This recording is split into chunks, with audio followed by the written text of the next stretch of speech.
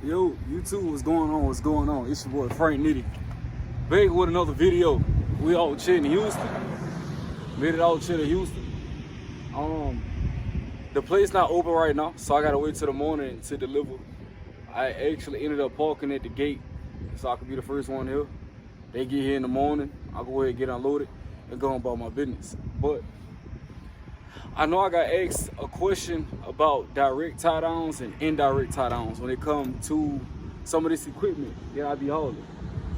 So with the equipment that I be hauling, the direct tie downs, I believe it makes the chain stronger, so you can get more utilization out of your chains, and more downward pulling pressure. So on this chain right here, I ended up doing 2 tie downs. So the way I did that is I teardrop to one of the stake pockets or around the stake pocket and around a spool.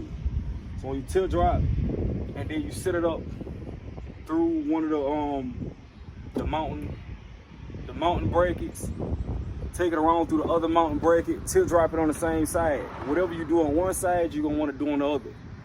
As you see right here, why I got like the extra chain hanging, that right there, I put all my slack right in the middle. So I pull tight in the middle, connect one binder to where your slack begins on the inside with your loose chain. And then you want to connect your binder to the side where you have your teardrop. And you do the same on each side and you tighten it down. So if I'm not mistaken, this is a 35,000 pound piece of equipment, and this should give about 3,300 downward pulling pressure. So I have 2, 4, I got 6 binders on here and only 3 chains. So that right there, I believe, put me probably like 16,000 minimum of downward pressure when it come down to this piece of equipment. And I believe you only gotta have like half of the securement for the whole tractor. So if this is like 35,000, you need to have like 15, 18, somewhere in between there. I don't know the exact number, so don't quote me on it. But with this teardropping, also on the front, I'll take it to the front and show you just exactly how I did that part.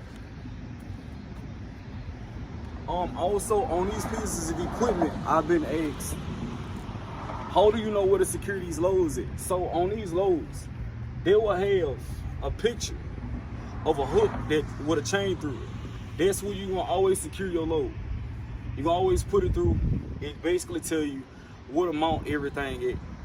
And it's really not rocket science, so I'll give you a closer look on it. So also, yeah, with this load, it's not, this is basically, this load is top heavy. And it's not a wide load because it doesn't come off the edge of the track, off the edge of the trailer. So this right here is the front of the piece of equipment. We do have an extended arm with a bucket on it. So right here, as you can see, I did the same thing on both sides. You want to put your teardrops on both sides, and you see the mountain brackets. They have the mountain brackets right there. And also, let me show you exactly how you know where to mount.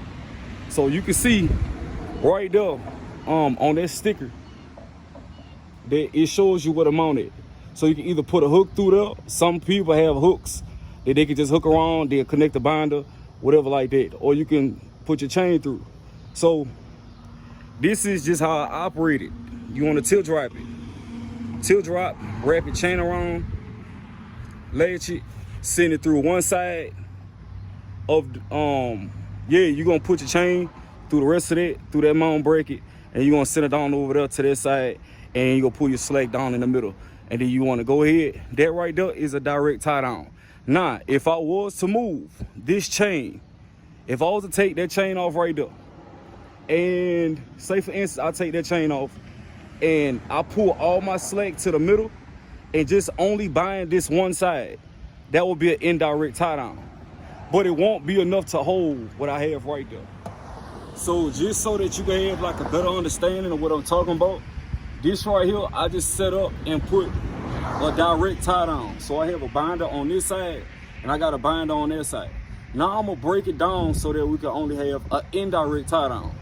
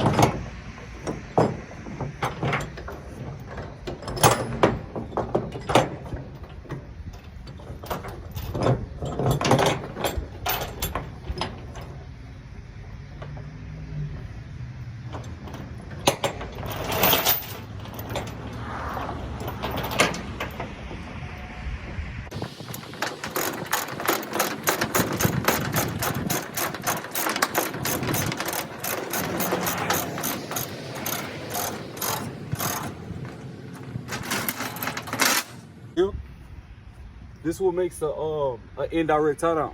So you got a tie down binder on one side holding this one piece of equipment. It's secure whether I had like a direct tie down or indirect. Still the same, only because this part isn't as heavy as the rest. Anything that's over 10,000 pounds, they want you to at least have direct tie downs on the equipment. So like I said before, these right here that I have set up is direct tie downs. So I did the tilt drop as you seen before in the other clips or whatever that I had made. I put the tilt drops right here. I send it through. It say no hooks right here. The other security points say you can put a hook. You can't put a hook right here. So I sent the chain through there and down the tilt drop to the other side. Then I grabbed my slack that was up in here, right where the slack started. I grabbed it, hooked the binder around it, brought it down here, tightened it down. It's not going nowhere. So I know in the beginning I said I only had 3 chains on here. It's really 4 chains, and it's I didn't count the ones in the back that's hooked up to the bucket, but all together it's 4 chains and 8 binders that I have on here. So I have like the proper amount of securement for this load. Anything over 10,000 pounds, you're gonna wanna do direct tie downs. They tell you to do direct tie downs when it come down to these loads. I'm probably like a month and a half in with doing platform loads, step deck, flatbed, whatever like that. So I'm still learning, I'm still growing with it, but I'm definitely getting faster, you know, as the time go on. So at first it used to take me probably like an hour and a half to secure a load like this. And now it's probably taking me 30 minutes. It's not really a race, but at the same time, you want to be able to get your load secured as fast as possible so that you're not spending so much of your time at a shipper or receiver. And then that's burning into, you know, your drive clock. So with time, you will catch the speed. It's not rocket science. You just got to be safe, pay attention to exactly what you're doing, and you will have it, you know.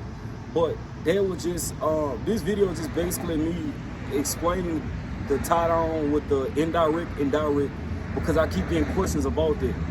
But I appreciate y'all for checking me out. Please like, share, subscribe, comment, all that good stuff, man. And I'm going to check in with y'all on the next one. Yeah.